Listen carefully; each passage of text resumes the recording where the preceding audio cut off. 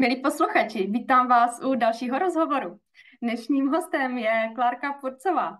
Kláry, vítám tě tady. Ahoj, ahoj Marti, ďakujem za pozvanie, veľmi sa teším na dnešný rozhovor. Pro mě je tenhle rozhovor s tebou poprvé, kdy tu mám hosta, kterýho neznám vlastně nějakým způsobem osobně. Takže je to pro mě zase nová zkušenost. A já prozradím posluchačům, že ty se věnuješ tanci a já jsem tě oslovila, protože z tebe krásně cítím živost, takovou fakt tu kreativitu, tu ženskou energii, tu radost. A ráda bych se tady s tebou zaměřila na téma ženská energie, tanec a práce s pánví. A protože tě vlastně neznám ani tolik osobně, tak vím o tobě méně informací než třeba o dalších hostech, takže jenom prozradím, že se věnuješ tanci, zaměřuješ se na pánev a možná ti tady předám slovo, jakým způsobem by ses ráda představila, jestli něco, co o sobě chceš říct, dodat a tak. Tak ďakujem za slovo, ďakujem za pozvanie. A áno, tak ako začnem, asi také basic informácie, teda volám sa Klára, pochádzam zo Slovenska, konkrétne z Kežmarku. Je to také menšie mesto pod Vysokými Tatrami, ale momentálne žijem v Čechách, v Brne, kde vlastne aj študujem. Neštudujem nič spojené s tancom.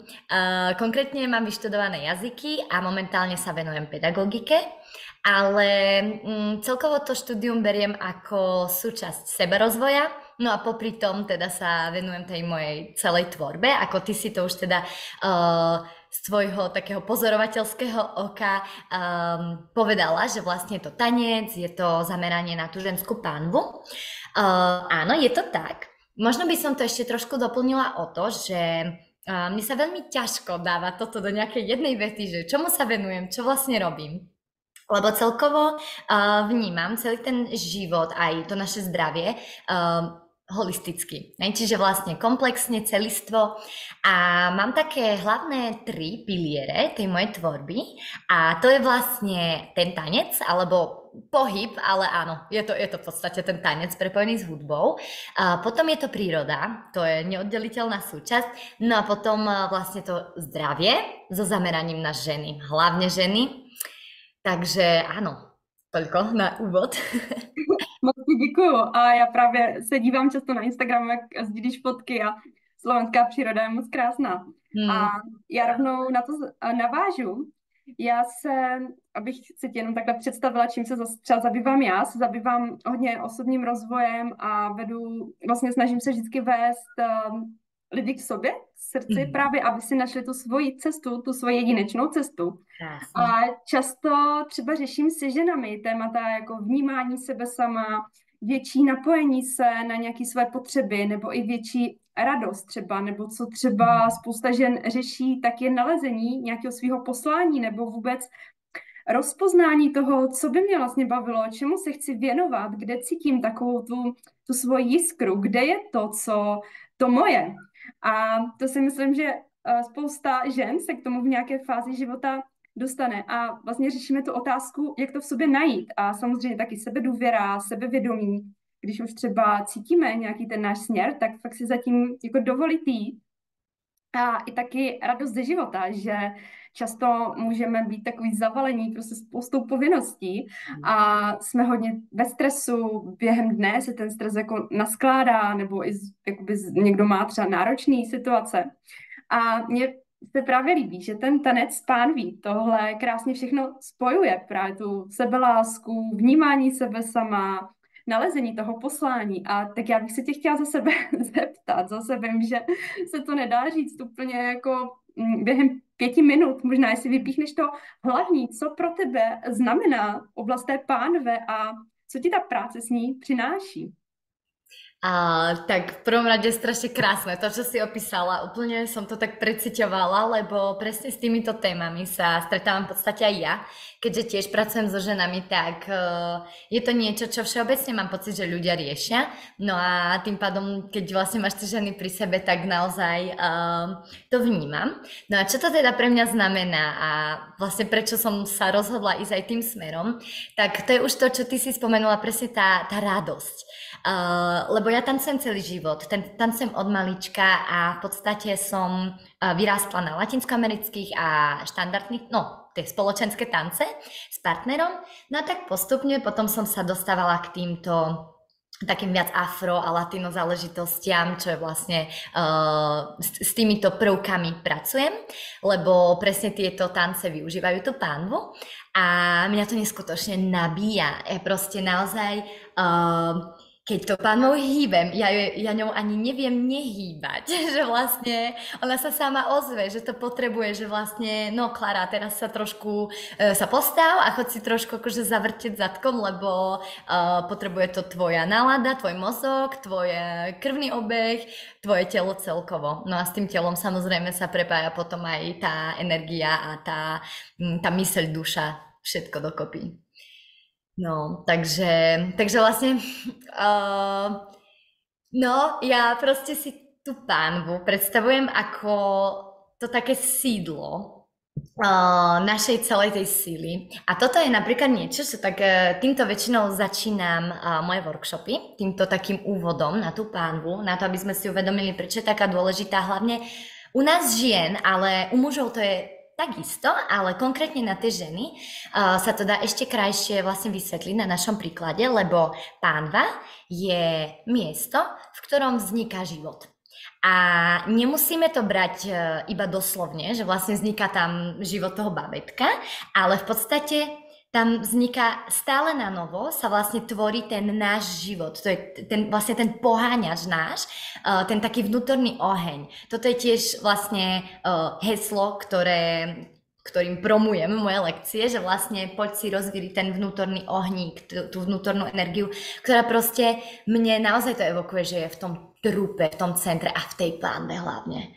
No, takže to. To je úplně krásná náhoda, protože já jsem zrovna dneska se propojovala se svýma baječníkama a já jsem tam přesně cítila, že tam pořád je ta životní energie, tam vlastně se tvoří ta životní energie a že my často nemusíme nic dělat, protože to se děje samo a ta energie si prostě najde tu cestu a já vnímám právě propojení s tou pánví, že my se spoustu věcí snažíme třeba vymyslet hlavou a tlačíme na to a lpíme na to, ale my se dokážeme skrze tu pánev vlastně propojit na tu radost a i to, že se tam děje ten život, že vlastně ženám se tam tvoří vajíčka, tak je tam to semínko toho života, té kreativity a to prostě jako vyklíčí a vyroste to. A my jenom, když tomu dáme průchod a uvolníme se, že třeba nejsme stažení, nejsme hodně v nějakým velkým napětí, tak ta síla si prostě udělá to svoje a myslím si, že pak ta kreativita obrovsky roste. A zároveň, jak si říkala, že tam sama cítíš tu radost, tak ono je to i hodně vidět. Mám pocit u lidí, kteří právě se zajímají tou latinou nebo tady těm typem těch tanců, že oni jsou fakt živí a je z nich cítit ta radost do života a ta energie. A takže úplně mám pocit, že pak to z těch lidí je vidět, jak září. I z tebe je to vidět, jak září. Ďakujem. Toto súhlasím, no, že vlastne je to vnímať tú energiu prepojenú presne s tým takým latino vibom a ono to je určite aj tou hudbou, hej, lebo vlastne tá hudba to sú vibrácie, hej, to proste však to sami vieme a hudby máme proste rôzne žánre, rôzne tóniny a všetko, no a práve tieto tance, či už tie afroamerické alebo tie latinskoamerické, ono to je všetko aj tak prepojené, tak majú tam tie bubny, majú tam tie naozaj také tie primálne, aj tie nástroje také používajú, ale aj tie zvuky sú také, že naozaj to smeruje všetko k tej našej živočíšnosti a plus ešte presne tie pohyby. A ono ti to dá naozaj takýto instantný boost, hneď ťa tak preberie, keď si pustíš nejakú latinú pesničku, tak už to ide. Takže s tým súhlasím, no. Že je to tak, no. Tak som rada, že to je cítiť. A zároveň oblast pánve je spojená i s druhou čakrou, takže já jenom tady na úvod řeknu, že máme v těle, kromě fyzického těla, tak máme i energetická těla a máme známo 7 hlavních čaker a jedna z nich je právě křížová čakra neboli sakrální a to je centrum emocí. právě ta druhá čakra a na té fyzické úrovni je spojená právě s pohlavními orgány a s tím místem v oblasti té pánvy, takže já to tak vnímám, že když se pracuje vlastně tady s tou fyzickou oblastí, tak se pracuje i s těmi tématy třeba v té čakře. Takže se potom rozhýbávají emoce. A tady mě napadá, co všechno se může rozhýbat, protože ono je super, když cítíme radost a když se dokážeme pomocí toho tance, pomocí hudby dostat do té radosti ze života, probudit v sobě tu kreativitu, jak jsi říkala, i tu živočišnost a tak. Ale co se děje vlastně, když tam v sobě máme třeba nějaký stres, nebo to může být i nějaký třeba smutek dlouhodobější, co je tam usazený, nebo jako ženy mám pocit, že často potlačujeme sami sebe, potlačujeme svoje potřeby, tak jak se to potom může projevovat, nebo jestli pozdílíš třeba své zkušenosti? Určite mám aj skúsenosti a som veľmi rada, že sme sa dostali k tomuto bodu, lebo áno, presne. Jedna vec je tá pozitívna stránka toho všetkého a už menej sa hovorí o tých negatívnych. Ja to nenazývam negatívne emócie, lebo proste emócia je emócia a skôr ide o to, ako my sa k nej postavíme, ako ju príjmeme a hlavne pochopiť tú message, tú správu, s ktorou tá emócia prišla. Takže preto vlastne nič neoznačujem za vyslovene negatívne. No a čo sa týka tých mojich osobných skúseností, ktoré s tým mám, tak veľakrát, aj teraz naposledy som mala, vlastne pred týždňom som mala workshop v Nitre, v jednom meste na Slovensku. A tam vlastne na konci vždycky si tak sadneme a ešte trošku pozdieľame tie naše dojmy, tie také instantné dojmy, lebo samozrejme ono to doznieva potom ešte dlhú dobu. No tak vlastne sa mi stalo, že opäť niektoré ženky mali slzy v očiach a potom to vlastne aj, sme sa tak o tom rozprávali, že tancovala a že zrazu proste sa rozcitli veľa a ani ako keby nevedela prečo ju to tak dojalo. No a to je presne to, že vlastne sa uvoľňujú veci, o ktorých my možno ani netušíme. Že jedna vec sú tie zámerne potlačené emócie, ktoré proste vieme, že idú, ale my ich potlačíme, no ale potom, no a ty určite o tom vieš, keďže s tým pracuješ, a potom druhou takým druhom, ktorý ja vnímam, tých emócií, sú nejaké, buď tie traumy, tie vlastne emočné bloky, ktoré si nesieme tak generačne, že vlastne ani sme ich my nemuseli vyslovene prežiť v tom našom živote, ale máme to v sebe, máme to v tej DNA, v tom tele. A ako vravíš, je to uložené v tom energetickom tele, v tej čakre, ktorá s tým súvisí. A to sú, alebo potom sú to presne na základe týchto vzorcov, ktoré my máme či už nejak generačne v hlave alebo proste nejak vybudované, tak my v podstate nevedome niektoré veci potlačujeme. A to je ale, že síce to je nevedomé, ale ono sa to deje, ono sa to do tej panvy, hlavne teda u nás, ukladá. A je to tam. A preto veľakrát sa stane, že žienka príde s nejakým konkrétnym zámerom, že vie, že proste má nejaký blok, prežila nejakú traumu, ktorú vníma, že vlastne bol to nejaký traumatický zážitok a chce s tým pracovať. No ale druhýkrát je potom, alebo teda v druhom prípade je to aj tak, že vlastne ani nevieš, čo sa deje a zrazu sa rozplačeš, alebo vybuchneš do smiechu, to sa mi už tiež stalo, že vlastne úplne sme mali záchvat smiechu na workshope. A taktiež, no aj na lekciách sa mi to stáva, že mi potom žienky neskôr odpíšu, že oni sú vždy na konci lekcie úplne dojaté a že ani nevedia konkrétne, že z čoho, ale že je to proste tak. Takže áno, no, funguje to. Moc ti děkuju. A jak jsi tady mluvila o tom, že občas se něco jako vyvalí, tak já stejně jako ty mám pocit, že nebo jak já to vnímám, že každá emoce nám vždycky něco říká o nás a taky to vnímám, že i když je to nepříjemný, takže je to dobře, protože díky tomu, že já cítím třeba něco smutného, tak si můžu uvědomit, že mi někde něco chybí nebo že něco mě trápí a můžu s tím začít pracovat a zároveň někdy mám pocit, že může takhle skrze nás něco projít a nemusíme tomu úplně rozumět. Právě když je to třeba něco, co nemusí být úplně naše, protože hodně třeba vnímám u sebe, že tam mám různý právě rodový vzorce, jak jsi zmiňovala. A já v knize, myslím si, že to byla kniha Vagina má vědomí, tak tam přímo je popsaný nějaký sval, který fakt si ukládá jako paměť našich babiček, maminek, takže pak je tam přímo, tam popisují i nějaký jako konkrétní sval, takže a právě někdy jako vnímám, že v sobě můžu mít nějakou emoci z čehokoliv uloženou, která vlastně jako není moje a někdy mi třeba jenom jako probleskne, hle, to není moje a jenom to vlastně projde. A ještě, co mě tady napadá, tak když se vlastně chceme víc takhle propojit na sebe, tak mně přijde, že ten tanec je skvělý v tom, že, mm, že se to dá zařadit kdykoliv a že stačí pár minut ráno nebo i s dětma, já mám třeba 2 malé děti. A právě často nebo se hodně pracuje třeba s pánevním dnem, nebo se dělají různé další techniky práce pánevního dna, ale pro mě třeba teďka je to něco, na co úplně nemám časovou jako kapacitu, do čeho se mi vlastně ani nechce věnovat teď tomu ten čas.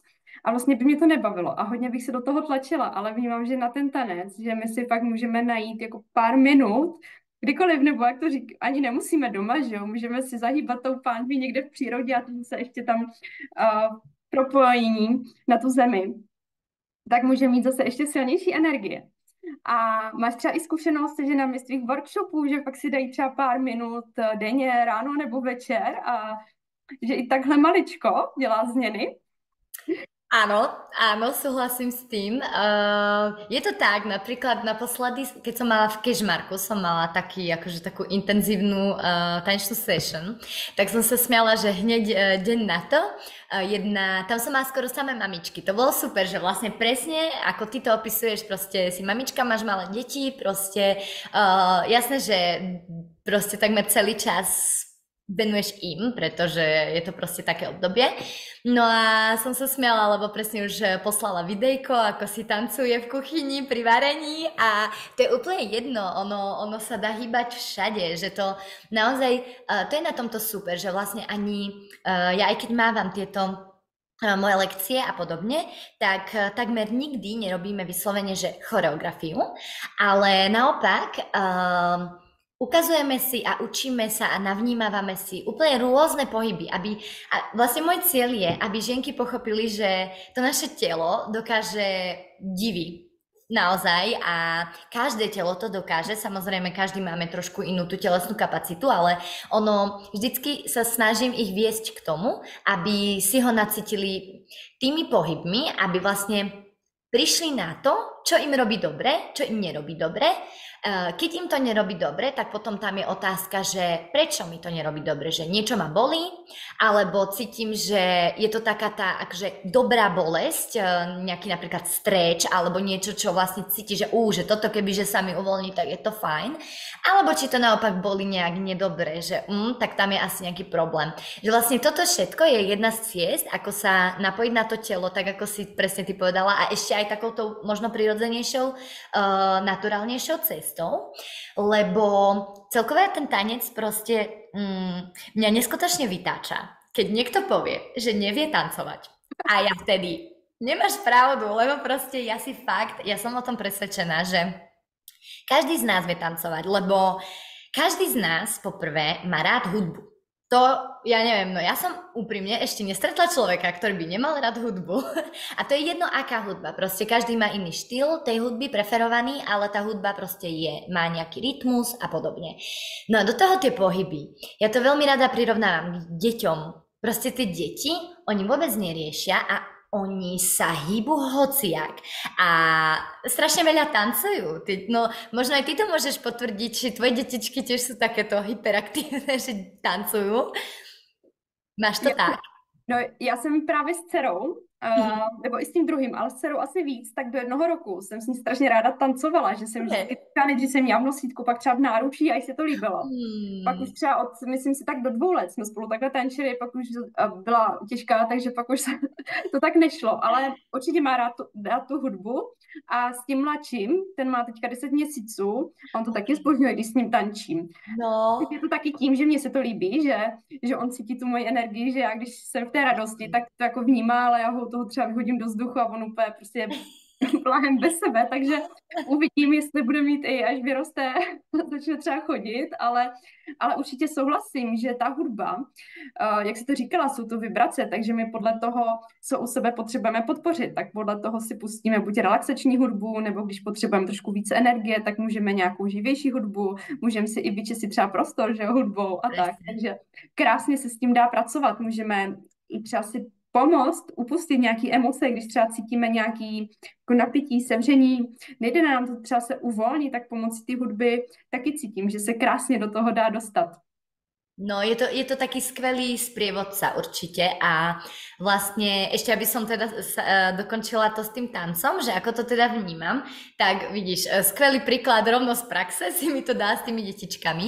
No a vlastne to, keď niekto povie, hej, že vlastne nevie tancovať, tak ja by som to skôr preformulovala tak, že sa nevie uvoľniť do toho tanca, nevie sa uvoľniť do toho pohybu, lebo a to presne potom súvisí s tým, s tou stagnáciou, či už tej energie, alebo naozaj tou takou fyzickou stagnáciou našich častí tela, rôznych tkanív a podobne, že vlastne to uvoľnenie v dnešnej dobe je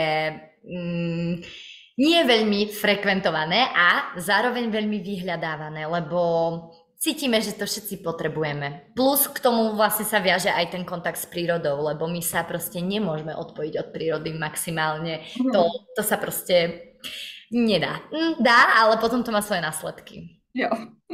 A já hnedka úplně, mě to tady spustilo takový krásný zase uvědomění moje, že někdy třeba má člověk pocit, že se mu právě nic nechce a je v té stagnaci, ať už se mu nechce, já nevím, stát třeba, jít si nachystat jídlo, uklidit, nebo se mu nechce začít třeba pracovat jako se sebou třeba, jo, můžeme být v nějakém jako naštvání, nebo i třeba v apatii, v rezignaci, máme pocit, že nic nemá smysl, ale přes to tělo a přes ten tanec, pohyb, tak se dá právě uvolnit ta stagnace a může se tam právě něco jako krásně rozhýbat a někdy zase to může být tak, že v rámci osobního rozvoje se třeba hodně zapomíná na to tělo, nebo ani člověk třeba nechce být vlastně propojený s tou hmotou, může tam být až takový jako odmítání, ale pak vlastně se úplně nedaří žít ten život v té realitě a není to,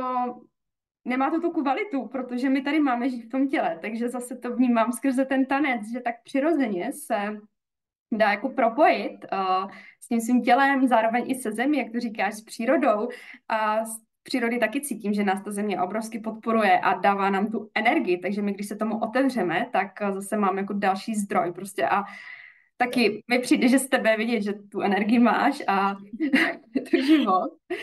A ještě jak jsi tady zmiňovala, tak někdy, když pracuji s lidma třeba v konzultacích, tak třeba pracujeme s nějakým tématem, uvolní se nějaký emoce jakoby z toho vědomí nebo třeba ze srdeční čakry. Ale je to ještě, to zůstává třeba v tom těle, takže když pak začneme pracovat ještě s tím, aby se to uvolnilo i z toho těla, tak zase přijde další nálož. A že vlastně my můžeme dělat nějakou změnu třeba vnitřně v rámci toho energetického systému, třeba to, co je ukrytý v těch čakrách, ale ještě tam nás může držet to tělo. Takže zase rozhýbat to tělo, uvolní se to. Uvolní se to tam, prostě ta energie, i to tělo je energie, takže rozhýbat to. A ještě poslední věc, moje jako zkušenost, když už někdy jsem fakt, ale taky ta stagnace naštvaná, třeba jako na něco hodně tlačím, nevím si s něčím rady, všechno mě štve, tak mě třeba pomůže si jít zaběhat nebo vzít si kolo a jet se projet na kolo a úplně cítím, že mi to otočí tu náladu. Tie endorfíny úplne nie nastúpia potom a presne, tak si, ako si to povedala, otočiť hlavu, alebo? Teďka... Ja neviem, čo si... Ale niečo to zmysle, že presne, že... Otočí náladu, jo, a taky uvolní mi to hlavu. A já přesně jsem typ člověka, který hodně se spolíhá na tu racionální mysl, nebo já jsem studovala matematiku, takže tam mám ten vliv toho racionálna hodně silný. Takže zase ten tanec jako je skvělý způsob toho uvolnění. Súhlasím a rovno vlastne sa pridám. Ja som tiež veľmi racionálny človek, tiež proste ja strašne veľa premýšľam, že naozaj niekedy mi to až lezie na nervy, ale samozrejme už som sa naučila lepšie s tým pracovať a presne tanec je jedna z tých techník, ktorá mi pomáha. Taktiež ten pobyt v prírode napríklad, alebo to nejaké, vlastne tá meditácia, ale taká tá meditácia v zmysle, že to je jedno, čo robíš, ale keď to robíš úplne, že vlastne fokus na tú jednu vec, ktorú robíš, napríklad varenie, alebo ja neviem, tak aj to mi veľmi pomáha, že je to naozaj taký typ meditácie, ktorý vieš aplikovať kedykoľvek počas dňa a pomôže ti ukľudniť tú myseľ. Taktiež mne veľmi pomáha písať si. Ja si veľmi veľa píšem, proste celkovo ako pracujem s tými slovami a mám v podstate aj vyštudované tie jazyky, tak strašne rada rozprávam, takže som rada, že som v tomto podcaste.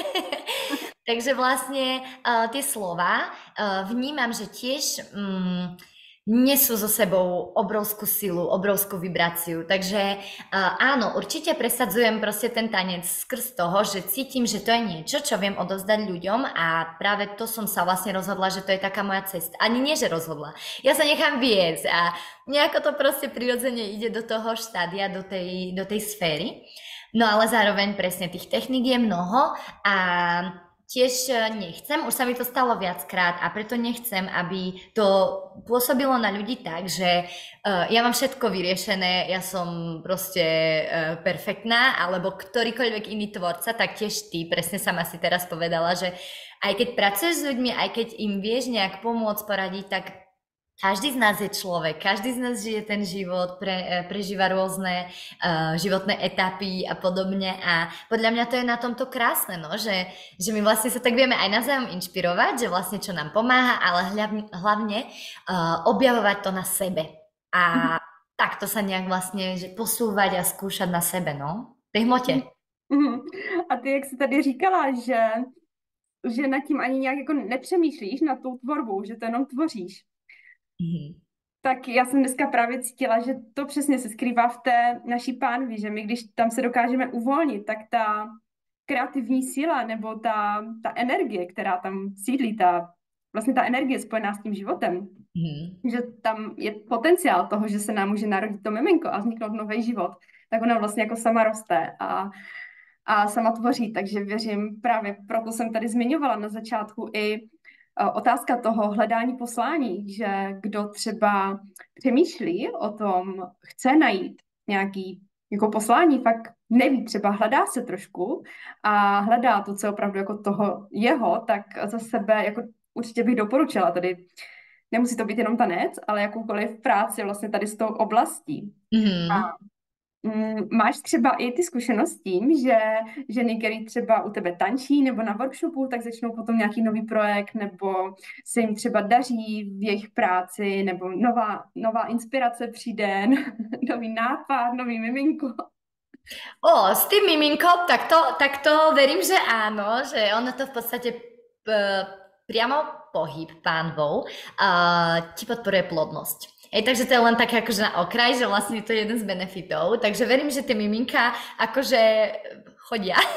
A takto konkrétne, keď teraz premýšľam, asi mi nikto konkrétne nepovedal, že po tvojom workshope som začala nový projekt. To môže byť, že vlastne niekedy príde taký spontánny impuls. Ale veľakrát ja to vnímam, že hlavne keď sa jedná o žienku, ktorá príde prvýkrát. Lebo vlastne ani nie, no. Teraz tak rozmýšľam, že vlastne aj na tých lekciách sa mi to stáva, pretože tie moje lekcie, oni sú pravidelne, každý týždeň. A workshopy mávam, vlastne to sú také viachodinové eventy a to mávam raz za čas proste v rôznych mestách.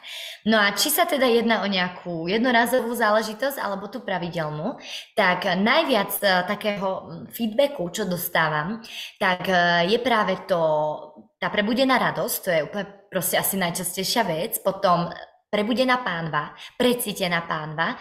Taktiež som minule dostala otázku pred workshopom, žienka vlastne ju zaujímalo, že či je ten tanec s pánvou, alebo tie pohyby s pánvou schopný nejak prebudiť panvu, ktorú žena zámerne vypla kvôli nejakej traume. No a keď som sa nad tým tak zamyslela a dala som dokopy to, čo proste už vnímam po skúsenostiach za ten posledný rok, čo robím toto intenzívne, tak ja jednoznačne si myslím, že to má efekt, pretože ako si aj povedala, tam sa prebudza na novo tá aj tvorivá energia a v podstate ja naozaj verím, že my sme spolutvorcami alebo tvorcami tohto života a čím menej napätia, čím menej toho racia tam dávame, tak tým veľkolepejšie to vie byť. Hoci to ratio má tiež svoj význam, to samozrejme verím, nedávam to na druhú koľaj, ale takže to vlastne, že z tej pánvy, ako keby, že tam začne nejaký ten, že sa tam niečo iniciuje, že niečo proste sa zapáli. A okrem tej teda radosti alebo toho nacítenia si toho fyzického tela, je to veľakrát práve to sebavedomie, tá sebahodnota, to, že vlastne ja to všetko anonymne zdieľam, takže myslím, že môžem povedať aj toto. Dostala som ešte vlastne ďalšiu reakciu na poslednú lekciu a tam vlastne žienka mi písala, že ona má sebavedomie niekde úplne proste podkopané pod zemou, že ona si absolútne neverí v ničom a že po tejto lekcii, alebo už počas tej lekcie cítila uvoľnenie na srdci, uvoľnenie na hrudi, a uvoľnenie presne v tej pánve, krížovej oblasti, lebo to je taktiež prepojené, to naše srdiečko, hrudník s tou pánvou, to je zase ďalšia téma, ktorú môžeme potom rozobrať. No a vlastne, že zrazu začala vnímať, že wow, že ten život vie žiť s úplne inou optikou a že zrazu proste tá jej sebahodnota začala stúpať. A myslím si, že toto je fakt ten najdôležitejší bod, alebo ten taký začiatok toho, aby človek mohol niečo vytvoriť, aby mohol ísť tou cestou, kam ho to volá, lebo ty keď si neveríš, tak ty sa nikam nedostaneš, ty musíš v seba veriť, musíš veriť v to, čo ťa volá, musíš veriť v to volanie svojej duše, veriť v svoje schopnosti a veriť, že to zvládneš, lebo ty to zvládneš. Proste nič ti nechodí do života preto, aby si to nezvládol. Takže asi takto by som to povedala, že efekt tam určite vidím a vnímam. To je krásný a jak jsi teďka mluvila, tak mě napadlo, že právě do té oblasti pánve, ať už je to přímo ta energetický centrum, druhá čakra, nebo jsou to ty naše ženský pohlavní orgány, tak se tam často právě ukládají nějaký zranění, kdy třeba nám někdy někdo řekl, jako ty jsi tlustá, když jsme byli malí, nebo máš prostě velký zadek, nebo ty jsi neschopná. A takový ty úplně nevinný poznámky, kdy to ten člověk ani nemusel třeba myslet špatně, nebo to řekl a jako děti, já to vidím na dceři, ona nerozumí tomu, že někdy něco řekneme jako v žertu a neumí to rozeznat, takže se to tam všechno může ukládat, ať už jsou to věci o našem vzhledu, nebo fakt o našich jako schopnostech, že, nebo i nějaký třeba porovnávání se a tohle z mýho pohledu je pak něco, co nám obrovsky právě bere to sebevědomí a způsobuje to, že si nevěříme. A zase každý z nás je na to asi jinak vnímavý nebo každý jinak citlivý a někoho ta poznámka může úplně potom jako vykolejit a je z toho prostě celoživotní trauma a může to způsobit, že ta žena si už vůbec nevěří, má pocit, že nic nedokáže, že je k ničemu, že není hezká a vlastně to vůbec nemusí být realita, je to jenom nějaký přesvědčení nebo nějaký nastavení, které jsme do sebe nasáli, anebo jak jsme tady zmiňovali na začátku, tak to může být právě nastavení třeba od předchozích generací, kdy taky ta sebedůvěra, sebehodnota, moc se to neřešilo dřív, takže vnímám, že třeba tam můžou být právě v nás ty jako vzorce o té naší sebehodnotě, které ale vlastně vůbec nejsou naše. A zvlášť u sebe jsem hodně třeba vnímala takový vzorec, nebo no, určitě to nemám ještě vyřešený, ale to, že se musím přizpůsobovat a že to nemůžu být já, že musím to dělat tak, jak se ode mě očekává a vlastně dovolit si vůbec být v té autenticitě, jak si to říkala, a být to já, dělat to podle sebe. Takže To je krásný, jak jsi tady zmínila ten příklad, že vlastně s tímhletím se dá pracovat, protože já taky věřím, že všichni v sobě máme tu krásu, ale musíme ji v sobě objevit my sami.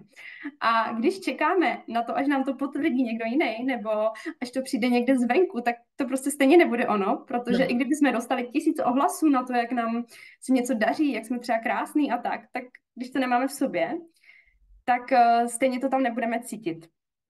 To si veľmi krásne tú poslednú vec, ako celé si to krásne povedala, rezonujem s tým, úplne s tým súhlasím. A ten koniec, presne, že to je vlastne zhodou náhod jedna z vecí, ktorú som tak intenzívne riešila, a neviem, kedy to bolo, myslím, že na konci minulého roka. Ono tak dosť také zlomové obdobie nastalo v mojom živote. A presne vlastne som dlhé roky, alebo tak, od malička, ako som vlastne zvyknutá vystupovať, chodiť na súťaže a podobne, aj tým, že som komunikatívna, že vlastne v škole sme mali úplne od toho prvého ročníka na základnej škole sme mali povinné projekty, veľké ročníkové práce. Takže vlastne som od malička bola zvyknutá vystupovať, pôsobiť sebavedome, tak by som to nazvala. A s tým, že vlastne áno, keď som bola dieťa, ja som to neriešila, vlastne tak toto, celý život som vlastne bola sebavedomá v podstate. No a potom som si tak pred cca rokom a pol, 2 rokmi začala uvedomovať, že vlastne to sebavedomie je ako keby vybudované a ja verím v to, že vlastne to sebavedomie vieš budovať, ale niekde tam v hĺbke srdca cítim, že ešte stále to nie som úplne to, ako si povedala, autentické ja. Že vlastne robím niečo, nejak proste napredujem, ale zrazu som začala vnímať, zrazu sa vo mne začali prebudzať naozaj tie také volania mojej duše, že Klára, že pozri, už ja neviem, koľko som mala rokov vtedy, 23, alebo nejak tak, proste bola výška, bolo to už rok po korone, takže už vlastne zabehnutý systém, bola som unavená, stále dokola vlastne škola, brigády, vôbec som nerobila to, čo ma baví. A potom som si povedala, že pre Boha, veď ja milujem tanec, proste viem, že na to mám a normálne začala som sama seba presviečať, musela som sa normálne začať presviečať, že áno, že proste chod do toho, ale vlastne nastalo to až vtedy, keď som došla do takého bodu vyhorenia v mojom živote. A až vtedy som sa ako keby spamätala a začala som si uvedomovať, že ono to má vlastne ešte takú hĺbku.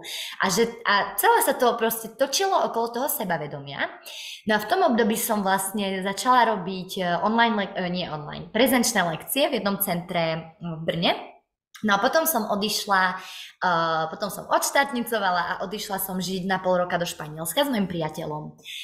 A tam vlastne to celé začalo. Toto, čo vlastne teraz zatiaľ môžu ľudia vidieť, tú moju tvorbu, tak síce sa to kumulovalo celé roky, ale odštartovalo sa to a otvorilo sa to takto do sveta až vlastne pred tými 2 rokmi cca, nemám až taký pojem o čase, ale proste v tom Španielsku, lebo vtedy naozaj ja som konečne vypla, konečne som mala oddych, mohla som byť iba sama so sebou a naozaj som si dovolila po tom šialenom tempe celoživotnom, ja som išla v jednom kole non-stop, ja som zrazu mala voľný čas, ja som zrazu mohla len tak sa zobrať a ísť si pozrieť západ slnka na pláž a sedieť tam 2 hodiny a nič nerobiť.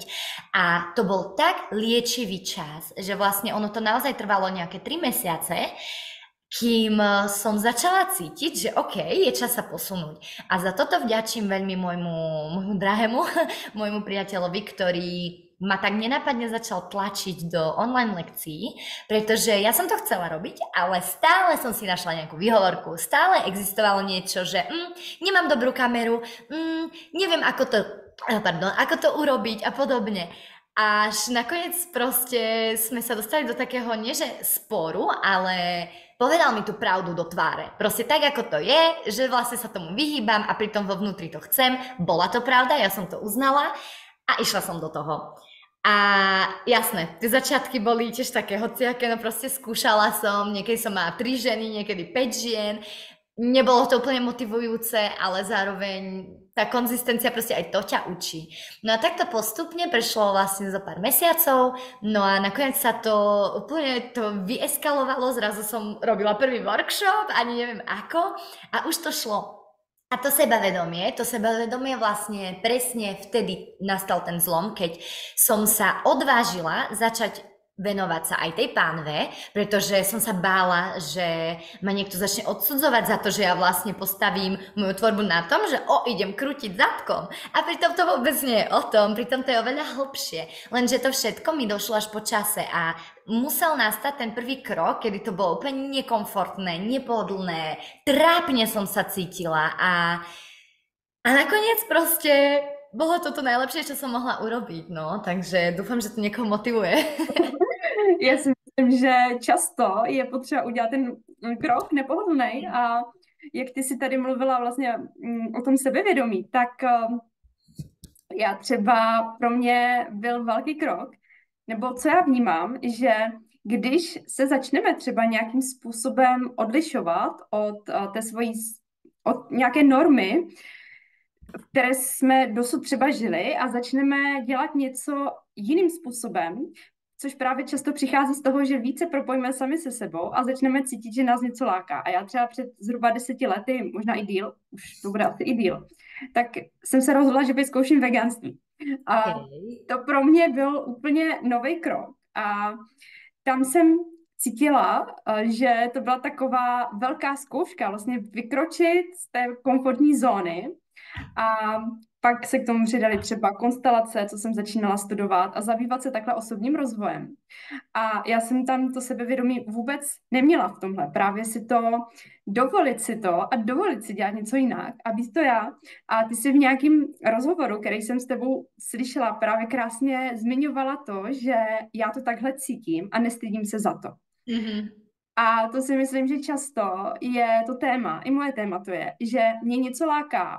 Já cítím, že něco chci dělat ze svého srdce, že je to vlastně moje pravda, něco, co mě obrovsky naplňuje, ale mám tam takové pochybnosti, jestli si to jako můžu dovolit, nebo strach to třeba před někým říct, nebo zmínit se o tom někomu, co dělám. A nemám to určitě ještě tak, že bych si jako dovolila všechno říct. A měla u sebe třeba, že to hodně zase souvisí i se solarem, s čakrou solaru. Mm-hmm. A že ten solar i vlastně pupeční čakra mi dává takovou ochranu, abych si mohla víc dovolit to být já. A ještě jak jsi tady zmiňovala, ten stav, kdy jsi byla v tom Španělsku a cítila si, že už jsi měla ten stav blízký vyhoření, tak to já třeba pozoru u sebe. Tím, že mám ty 2 děti, tak teď, jak se narodil i syn, tak je často fakt těžký to nějak doma zařídit tak, abych mohla mít nějaký čas třeba pro sebe. A mnohdy je to tak, že manžel přijde z práce, třeba si sedneme k večeri a už jdeme uspávat děti.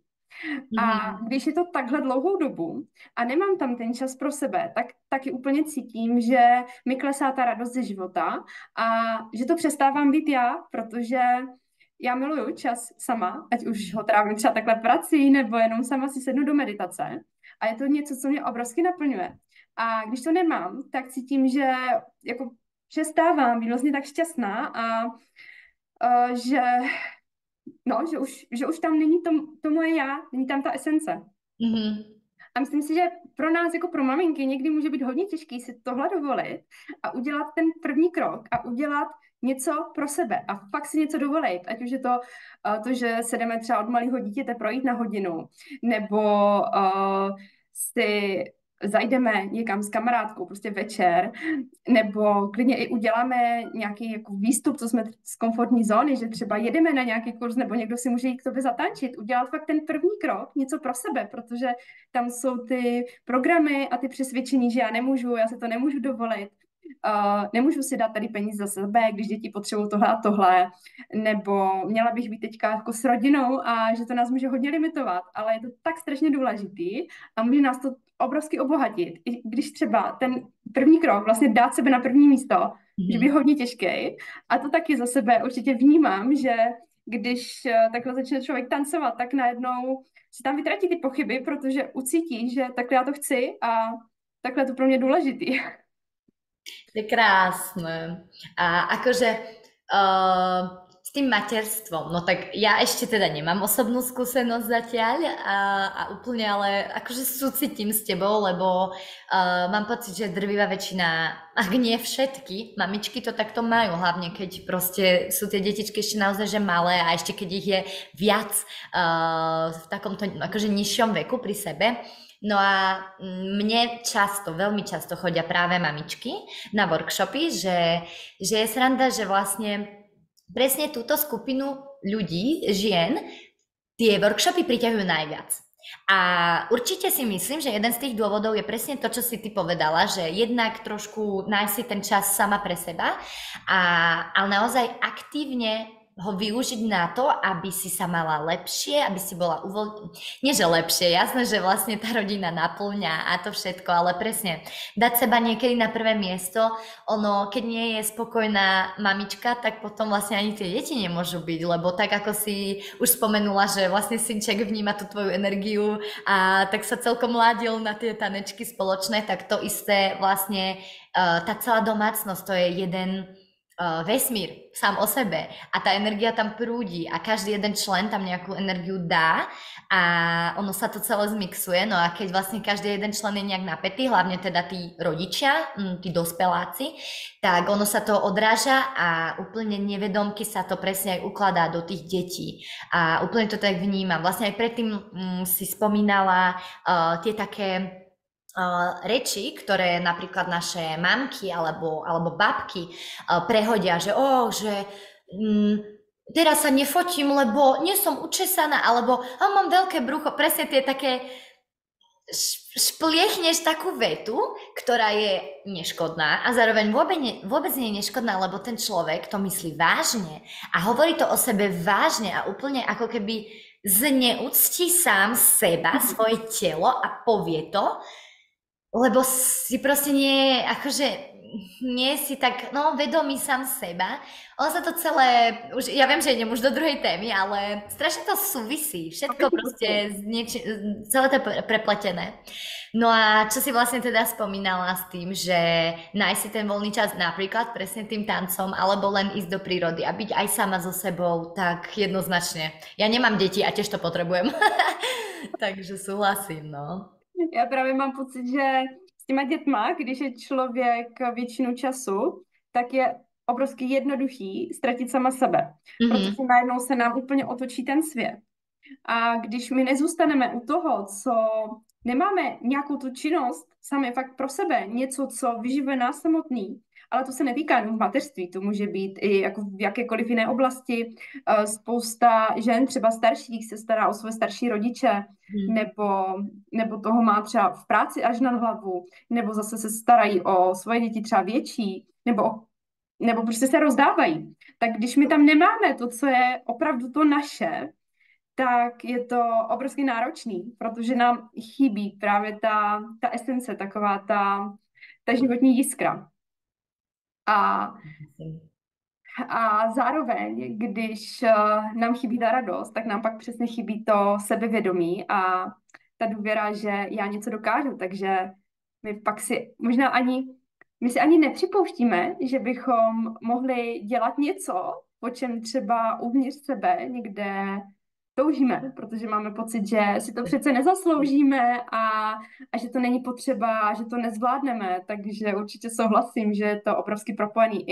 I to, jak jsi říkala, to, jak o sobě mluví, třeba můžeme třeba slyšet o těch starších generacích, tak já mám pocit, že někdy obrovsky vlastně sami sebe tlačíme do věcí proti sobě. A může to být i třeba v intimní oblasti, když třeba s partnerem se vlastně snadno můžeme do něčeho natlačit, protože zase nám tam chybí ta radost nebo to napojení se na sebe, na své tělo, který by nám řeklo, hele, teď potřebuješ hlavně vyživit sama sebe a pak si to užiješ mnohem větší radosti třeba i s partnerem. A já třeba cítím, že když já sama nejsem vyživená, tak vlastně ani nemám tu radost, kterou bych mohla třeba sdílet. A je to i s těma dětma. Zároveň dokážu si to užít i s nima, ale potřebuju tam mít fakt i nějaký ten čas jenom jako pro své vlastní vyživení. A já bych si tě ještě ráda zeptala, S čím konkrétně za tebou ženy chodí? Jestli ty jsi tady trošku zmiňovala, jestli možná to můžeš trošku víc jenom upřesnit, jestli si přijdou jenom zatancovat, nebo přijdou právě s nějakým konkrétním problémem, můžou to být i nějaký třeba ženský zdravotní problémy, nějaký záněty. No, vlastne v podstate všetko, čo si spomenula, tak je to presne tak, že vlastne tým, ako sa to snažím propagovať, že vlastne je to komplexná záležitosť, že nie je to len tak, že zatancuješ si a ideš preč, ale naozaj ja sa snažím do toho dať aj veľa teórie, ale rovno aplikovanej v praxi. My sa veľmi často, či už sa, no tie workshopy sú ešte komplexnejšie, tam vlastne súčasťou je väčšinou aj nejaká teoretická prednáška, ale aj celkovo na lekciách proste, aj keď sa to týka iba, nie že iba pánvy, keď sa sústredíme na tie pohyby pánvov, nikdy nemôžeš zabúdať na zvyšok tela, takže ja vlastne začínam od chodidiel cez všetky roviny, všetky presne aj tie mäkké tkanivá, ktoré máme v tele a naozaj tú svalovicu potom aj ja sama cítim všade, nielen v okolí tej pánvy alebo nielen na stehnách napríklad. No ale čo sa týka akože žienok, že prečo chodia, tak vždycky to je tak, ja tomu verím, že your vibe attracts your tribe, že naozaj prídu tak, ako tú energiu proste vyžaruješ a naozaj každá a jedna, ktorá mi prišla na nejaký event, my sme si sadli, lebo proste tá komunitka sa tvorí, to je môj taký cieľ za tým všetkým, spájať tých ľudí a tvoriť tú komunitu. Čiže okrem nejakých osobných zámerov, prečo tá ženka príde, tak ďalší veľký bonus je, že si nájdu nové kamarátky a celkovo sa dokážu porozprávať o hocičom, čiže má to aj taký terapeutický účinok. No a veľakrát buď prídu naozaj iba si zatancovať, proste páči sa im nejaký tverkoidný pohyb, vždy sa to chceli naučiť, tak proste prídu. Ale reálne potom, keď s nimi komunikujem po nejakých 2-3 lekciách, tak vlastne oni sami začínajú prichádzať na to, že to nie je len o tom, a že im to prináša oveľa väčšie benefity, presne, či už na tej vlastne psychickej sfére, ale aj na tej telesnej. Napríklad mám jednu holku, ktorá mi začala chodiť už minulý rok na lekcie a ona vlastne sa mi ozvala s tým, že ju odporúčila jej fyzioterapeutka, vlastne moje lekcie jej odporúčila tá fyzio, čo ma veľmi potešilo. No a s tým, že vlastne mala stiahnuté svaly pánvového dna. A to je presne to, vlastne to pánvové dno je veľmi špecifické. Každá žena má tú pánvu úplne inú a tie svaly pánvového dna, ktoré reagujú vždy inak. Proste ono to je tak prepojené s tou psychikou a tými emóciami, že sa to nedá tak zgeneralizovať a preto ten tanec je jedna z takých veľmi, by som povedala, takých jemných metód na to, ako začať pracovať s tým pánvovým dnom, ale aj celkovo tými orgánmi, ktoré tam máme, pretože ty, ak nevieš, aký máš problém, dajme tomu, aj keď vyhýbam sa názvom negatívny a vyhýbam sa názvom problém, hej, ale máš proste niečo v tej pánve a napríklad nejdeš ku lekárovi a chceš si to riešiť sám, že vlastne nemáš ani tú diagnostiku od odborníka. Veľakrát sa stane, že žienky majú nejakú domienku, že mám uvoľnené pánvové dno a začnú cvičiť podľa YouTube, len tak, doma, sami. No a veľakrát sa môže stať, že vlastne to vôbec nie, že je to až kontraproduktívne, lebo si môžu viac uškodiť. No a ten tanec je v tomto veľmi sofistikovaný, pretože počas tohto tanca ty sama pracuješ s intenzitou, s rýchlosťou, s veľkosťou, alebo teda rozsahom pohybu a zároveň počas týchto všetkých pohybov, pánvov, sa svaly na striedačku buď uvoľňujú, alebo vlastne spevňujú, napínajú, čiže vlastne sa všeobecne podporuje tá pružnosť toho pánvového dna taká, aká by mala byť. Vlastne, aby bolo funkčné, tak musí byť pružné. A toto ten tanec ponúka a povedala by som, že je to bezpečnejšie, ako vrhnúť sa bezhlavo do nejakých cvikov. V tom prípade by som naozaj odporúčala zájsť za nejakou gynekologickou fyzioterapeutkou ideálne, ktorá by možno vedela urobiť nejaké zhodnotiť vlastne ten stav. A zase tiež si myslím, že naše tela sú veľmi múdre a my keď im necháme priestor tej prírode v nás sa prejaviť, tak to zdravie proste sa začne kumulovať a obnovovať, lebo my tú samoliečiteľskú schopnosť v sebe máme. A to je niečo, čo aj ja si musím často pripomínať, pretože to, ako sme sa bavili, že vlastne tá hlava niekedy ide naozaj, že bomby, tak ja vnímam na sebe, že niekedy sa opäť nechám uniesť tou mysľou, tou hlavou a úplne sa snažím držať tú vlastne kontrolu v mojich rukách, v mojej mysli a pritom proste to telo vie, to telo to vie. Takže vlastne to je niečo, čo sa snažím odovzdávať tým žienkam a oni nech už prídu s čímkoľvek, aj s liečbou konkrétnych vecí, nejakých myomov, cysty, alebo naozaj tá podpora plodnosti, alebo naopak príprava na pôrod, že vlastne otvoriť trošku, uvoľniť tie porodné cesty. Tak všetko to sa dá podchytiť na tých lekciách a na tom tanci všeobecně. To je skvělý, protože já si myslím, že zvlášť v oblasti třeba otěhotnění, tak je prostě obrovský množství žen, kterým doktor řekl, že nemůžou otěhotnět, že tam nějaký problém a otěhotněli. Takže já si myslím, že tady ty lékařský třeba znalosti, které se ale zaměřují jenom na to fyzické tělo, Jo. takže za sebe určitě věřím, že to často má řešení, právě protože ti lékaři se zaměřují jenom na to tělo a nepracují s těmi emocemi, nepracují s tou energií, kterou máme.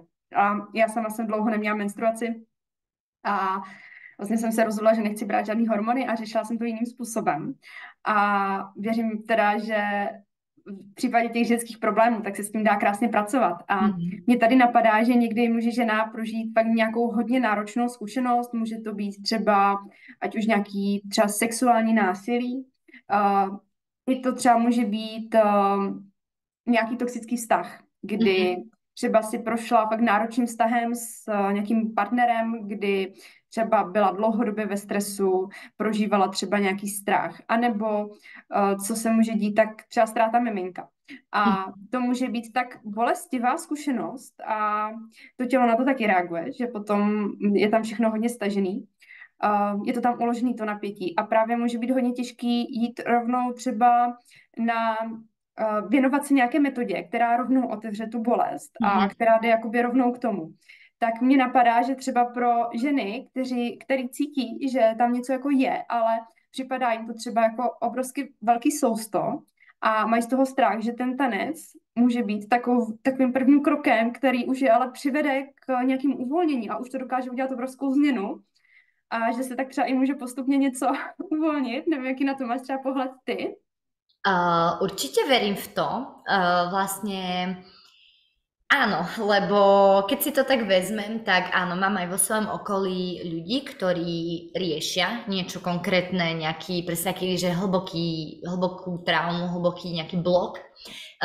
Nemusí teda sa to týkať len toho, čo si spomínala, ale sú to určite jedny z tých takých intenzívnejších vecí, ale ono to môže byť v podstate čokoľvek. A vlastne veľakrát vnímam, že oni sa boja, tak jak si povedala, že vlastne ísť rovno, jasné, že najideálnejšie, alebo teda také najrýchlejšie, najúčinnejšie riešenie je vysporiadať sa s tým koreňom problému. Áno, ale presne ako si spomenula, úplne vlastne to tak mnou prešlo až, že niekedy to môže byť tak extrémne bolestivé, že je fajn ísť tým smerom, ale postupne. Hej, a súhlasím, no, ten tanec určite môže byť, lebo vlastne ty v podstate nemusíš mať nejaký úplne extrémne konkrétny zámer, že a teraz idem proste si vyčistiť lono. Hej, keď to takto poviem polopatisticky, ale ty sa ideš uvoľniť, ty sa ideš odreagovať, ty ideš proste si navnímať sama seba trošku viac a napojiť sa na seba a buduješ to kúsok po kúsku. Nič nejde hneď. Fakt, ako kto hľadá instantné rýchle riešenia, tak proste väčšinou padne na hubu s prepáčením, lebo ono to nie je potom, nemá to ten dlhodobý efekt, hej, že vlastne my celkovo, naša spoločnosť je v dnešnej dobe veľmi zvyknutá na tú rýchlosť, na to, že máme vlastne, čo si zmyslíš, to môžeš mať v podstate. A to nemyslím iba na tie hmotné veci, že niečo si kúpim a už to mám, nemusím si to vypestovať, nemusím sa o to starať napríklad. Takže vlastne my sme k tomu tak vedení, sme na to naučení, no lenže tá naša prírodzenosť proste taká nie je a ťažko to zmeniť. Takže vlastne je fajn byť k sebe naozaj láskavý. Láskavosť určite je to slovo, ktoré sa k tomu hodí a netlačiť na seba, hlavne presne čo sa týka takých týchto sexuálnych vecí, proste veľakrát sa stane, že žienka je frustrovaná, lebo ona chce napríklad sa milovať so svojím partnerom, alebo chce proste byť divokejšia v posteli napríklad. Hej, to je jeden z konkrétnych príkladov, ktoré som zažila. Ale nejde to. Nejde to, nevie, že dokonca niekedy ani nevie, čo je za problém. A keď to nevieš, tak proste tou mysľou nič nevyhútaš. A presne možno nechať to telo nejak ísť prirodzene, postupne, hľadať, možno skúšať rôzne metódy, rôzne spôsoby, tak ako ty si spomínala napríklad s tou menštruáciou. Určite sa to dá aj z toho externého sveta nejak príjmať rôzne veci, ktoré potom, to sú ako tie puclíky, ktoré potom v konečnom dôsledku vedia vyriešiť ten problém, ale treba ísť na to s tou láskou k sebe hlavně. No. A ono, jak jsi tady říkala, že se tím člověk uvolní, tak ono už jenom to, že se uvolníme, tak nám třeba přijde nějaká další myšlenka, nebo třeba potkáme na někoho, zase narazíme na nějakou další inspiraci, zároveň se tím člověk i trošku jako uklidní. Presne. Zvedne se tím ta naše sebedůvěra, že budeme vědět, co teď jako teda děláme. A já s tím tlakem, typicky, když jsem třeba chtěla otěhotnět a řekli jsme si s manželem, že chceme teda miminko, tak já jsem chtěla hned teď a měla jsem tam na to právě ten tlak. A vždycky, až když jsem se uvolnila do toho, tak to přišlo hnedka pak už ten další měsíc, ale takže i zpětně třeba za mě by byl super tip se víc takhle propojit s tou svojí pánví a podpořit tam tu sebedůvěru, že to přijde, protože často tam může být i ten tlak z nějakého strachu, že to třeba nebude, nebo že něco nebude tak, jak já chci, a v jakýkoliv oblasti potom na sebe můžeme vyvíjet tlak a skrze tu pánev tak my můžeme podpořit tu sebedůvěru, že to zvládneme, nebo ať je to jakkoliv, tak že to prostě bude v pořádku. A já ti moc děkuju za skvělý rozhovor. A ještě, než se tě zeptám, kde všude se s tebou můžou posluchači setkat, tak je tady něco, co by si ráda dodala za sebe, doplnila k tomuhle tématu?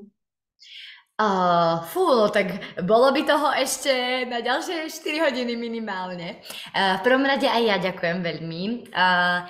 Mala som taký rešpekt z toho, to som ti aj na začiatku vravela, lebo proste je to tiež, sú to také moje podcastové začiatky, ale zároveň ma strašne teší, keď môžem o tom, čo žijem a ako to vnímam, rozprávať ďalej, lebo viem, že proste má to zmysel, takže veľmi sa z toho teším a ďakujem ešte raz.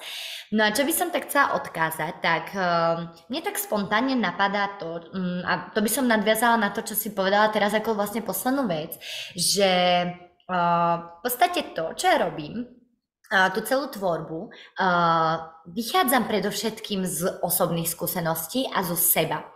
A odkedy som začala vlastne tak intenzívne ten posledný rok sa venovať tomu všetkému, čo robím, tak ja sama na sebe vidím, ako sa otvárajú postupne presne tieto nechcem to nazvať, že traumy, asi to tak nevnímam, že by to boli nejaké traumy, ale presne tieto také tie nevyriešené veci, ktoré sa majú otvárať a posúvať človeka ďalej. A vždycky, keď sa mi niečo také stane, keď začnem mať proste to také zlomové obdobie opäť, tak nastáva presne ten taký, presne to, čo si povedala, tlaky a nevieš sa uvoľniť a proste chceš to mať celé, aby to už bolo hotové, aby bolo potom. A mne samej je veľmi ťažko niekedy zotrvať v tom ťažšom období, aj keď stále sa snažím mať tú dôveru, že to bude fajn, bude to dobré a vždy to tak je. Proste vždy. No a tým chcem teda povedať, že vlastne tá celá cesta, a ja to naozaj vnímam, že to je extrémne propojené s tou pánvou, lebo fakt to je to, čím žijem v poslednej dobe, takže vnímam ten priamy súvis, tak ono je to naozaj taká praktika, áno, ktorá mení život. Naozaj ja dám za to ruku do ohňa, že mne to začalo extrémne meniť život, lebo to nie je len o tom, že naozaj, že tancuješ s pánvou, ale to presne aj tí ľudia, aj To je tak čarovné, ja to ani neviem vlastne dať doslov celé.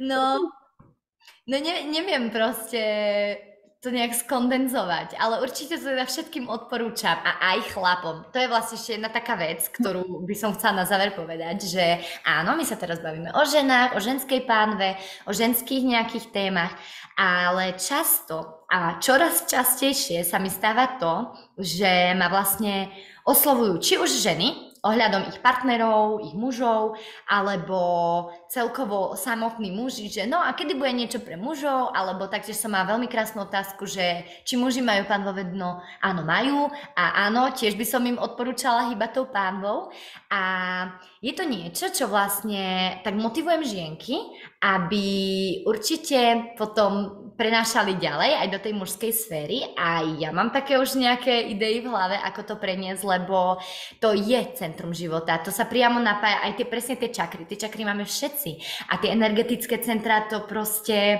ono to potrebuje pohyb. To naše telo sa musí hýbať, no, takže vlastne len tak by som chcela povedať, že nie je to iba pre ženy, nie je to exkluzívne pre nás. Já tady možná ještě doplním něco, co mě napadlo, že tady někdo třeba může mít představu, že musí nějak divoce tančit nebo na nějakou třeba jako živou hudbu, ale mně napadá, že už jenom to, že si uvědomím, jakou hudbu třeba si teď chci pustit, nebo jaký typ pohybu té pánve vlastně cítím, že chci dělat, tak už to vede k tomu, že si uvědomím sama sebe. Protože třeba když jsem smutná, tak úplně nechci nějakou dynamickou hudbu. A můžu se jenom klidně hýbat třeba lehce do nějaké jemné hudby. A nebo ani nemusím dělat nějaký jako pohyb vůbec, že za mě třeba stačí si jenom sednout, dát si tam ruce, propojit se s tou pánví a dýchat. A už jenom to základní uvědomění si, co teď vlastně potřebuju, tak už přináší to propojení na sebe. Určite. Súhlasím, áno, presne to. A vlastne, áno, čo sa týka akože tej dynamiky a intenzity tých tancov, tak ja to samozrejme staviam tak, že by vlastne z toho ženy vyťažili maximum a keď viem, že proste doteraz nemali príležitosť triasť tým zadkom, no tak to budeme robiť. Ale presne, akože aj ja sama napríklad veľakrát si pustím nejakú úplne hudbu, nejakú jemnú a začnem sa iba tak jemne vlniť, presne ako vravíš, dám si ruky na tú pánvu alebo na kríže, jemne vlastne si začnem masírovať tie časti tela, pridám si k tomu úplne jemnúčky pohyb. A v podstate, čo sa týka nejakých takých benefitov pre naše orgány aj pre to svalstvo, tak čím minimalistickejší a pomalší pohyb tou pánvou robíš, tým efektívnejšie to je v podstate, lebo dáš do toho fakt plné vedomie a úplne necháš to telo premazať to všetko. No, takže dobre robíš. Jo, že je to o tom vnímání, hlubší napojení se na sebe. Áno, podľa seba, presne. A když je to rychlejší, tak víc je tam třeba té radosti, ale zase v té pomalosti je víc jako ta hloubka. Tak já ti... Asi tak by som to tiež povedala. Tak já ti moc děkuju. A ještě by mě zajímalo, kde se s tebou můžou posluchači setkat naživo. Jestli můžeš říct, co všechno teďka nabízí, co vymýšlíš, slyšela, nebo četla jsem, že chystáš i online kurzy. Konečne, áno. No čo sa týka tých online kurzov, tak ja mám túto ideu už strašne dlho, ale opäť, a zase tie také, že no ešte nemám toto, lebo zase je pravda, že ja som perfekcionista, takže v určitých sférach na seba kladiem to také, akože tie také nároky, ale na druhej strane, ja už keď to chcem proste spustiť, chcem, aby to bolo fakt namakané, ale povedala som si, že nebudem čakať, takže určite začnem tým teda online. Rozhodla som sa vytvoriť taký koncept online dance sessions. Bude to vlastne niečo ako tie proste lekcie, ale chcem to opäť, bude to aj prepojenie s tou teóriou a podobne. Prvý, ešte nemám úplne zvolený termín, ale bude to niekedy v máji tohto roku a všetko vlastne to dávam na svoj Instagram. Všetko promujem hlavne na Instagrame, takže určite ma sledujte tam, pretože tam sú všetky novinky zatiaľ.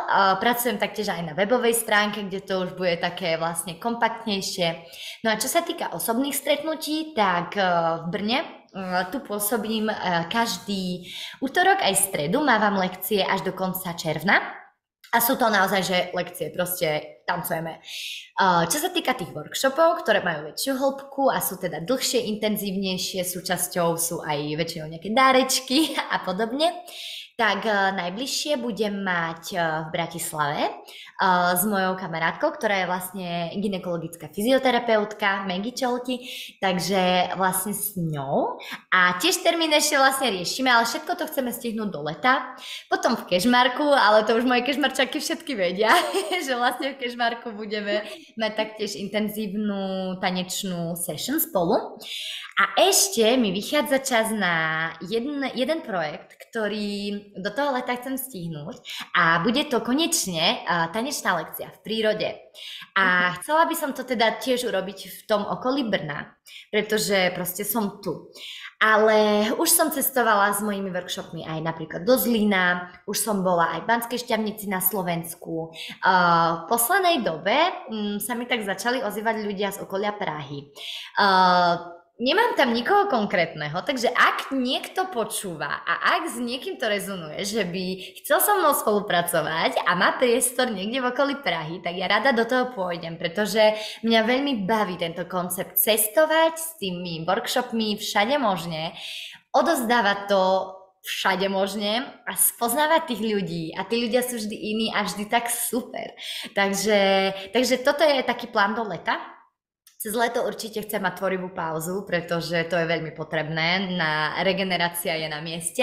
No a potom od septembra vlastne predpokladám, cítim to tak vo svojom vnútri, že sa tá tvorba opäť trošku inám posunie. Tak som veľmi zvedavá sama, pretože cítim to vo vnútri, ešte to neviem uchopiť. Určite to bude pozitívna zmena, si myslím, a bude sa to odvíjať od toho, čo v podstate budujem už teraz. Jo. Ono to nejde jinak, než aby to bylo, než aby pořád se něco tvořilo. No, presne. Posúvať sa ďalej, to proste to je úplne prirodzené. O tom, zase o té autenticitě. No, tak. Já ti moc děkuju. Já dám posluchačům pod video i pod podcast odkazy, kde tě můžou sledovat na Instagramu, kde se s tebou můžou propojit. A ještě jednou ti děkuji za rozhovor a s vámi se, milí posluchači, loučím a těším se na slyšenou u dalšího dílu. Ahoj. Pa, ďakujem.